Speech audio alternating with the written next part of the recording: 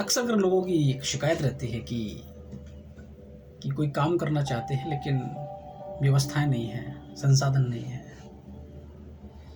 और उन व्यवस्थाओं और संसाधनों के अभाव में वो काम कभी शुरू नहीं हो पाता है।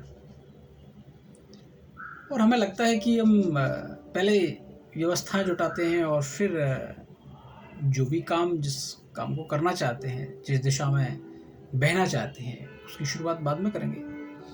लेकिन ऐसा कभी होता नहीं है। मिनिमम संसाधन तो यही है ना कि आप स्वयं हैं, आपका मस्तिष्क है, ये खुला आसमान है, यही संभावनाएं हैं। तो सोच का दायरा विस्तृत करने की आवश्यकता है। एक एकलव्य की तरह विद्यार्थी बनने की जरूरत है। एक ऐसा विद्यार्थी जिसके पास गुरु भी नहीं है लेकिन इच्छा शक्ति है। और अगर यह इच्छा शक्ति हर व्यक्ति के अंदर जागती है तो असंभव नहीं है कुछ भी। लेकिन हम गलती क्या कर रहे हैं? हम गलती यह कर रहे हैं कि हम बहाने ढूंढ रहे हैं ना करने के। संसाधन, कभी समय, कभी परिस्थितियां, ये कभी अनुकूल नहीं हो सकते हैं, मृत्यु पर्यंत नहीं हो सकते। ऐसा किसी के साथ संभव नहीं हुआ है। सबने अपने अपने कर्मयुद्ध अपने तरह से लड़े हैं, सीमित संसाधनों के बाद। तो हम भी वो यात्रा शुरू कर सकते हैं। सिर्फ एक चीज की आवश्यकता है, वो है दृढ़ इच्छा शक्ति।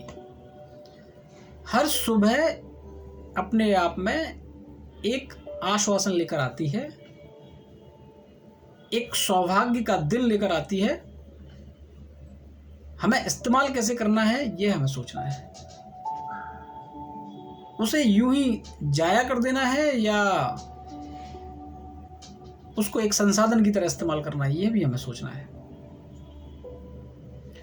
देखिए, जो नहीं करना चाहते उनके लिए एक नहीं कई बहाने हो सकते हैं। और हम दिन भर निरर्थक चीजों में भी उलझे रह सकते हैं। प्राथमिकता क्या है आपकी, यह आपको निर्धारित करना है। जीवन तो एक ही है और उसमें खुद को किस तरह से आप प्रासंगिक बना सकते हैं, यह भी आप पर निर्धारित करता है। इसका निर्णय आपको स्वयं लेना है। अब देखिए, आप एक भी काम पकड़ लीजिए, आपको लगता है कि एक कोई काम है जिसमें आपको रुचि है, आपके रुचि का विषय है, बस आप उसको समय दीजिए, बार बार उसी को समय दीजिए। बस उस काम को बदलिए मत, उसमें रुचि पैदा करिए, फिर आप देखेंगे कि कमाल हो जाएगा। लेकिन काम करना शुरू करिए। और ये जो एक सतही जीवन हम अक्सर कर जीते हैं, बस जीवन के कुछ आयामों के बारे में सोचते हैं और उसमें समय व्यतीत करते चले जाते हैं। बेहतर है कि हम एक विराट आयाम के बारे में सोचें, एक विराट जीवन दर्शन के बारे में सोचें, उसकी महत्वता के बारे में सोचें और बस उस मार्ग पर चलना शुरू कर दीजिए। फिर आप देखिए कि आपको आनंद आना शुरू हो जाएगा।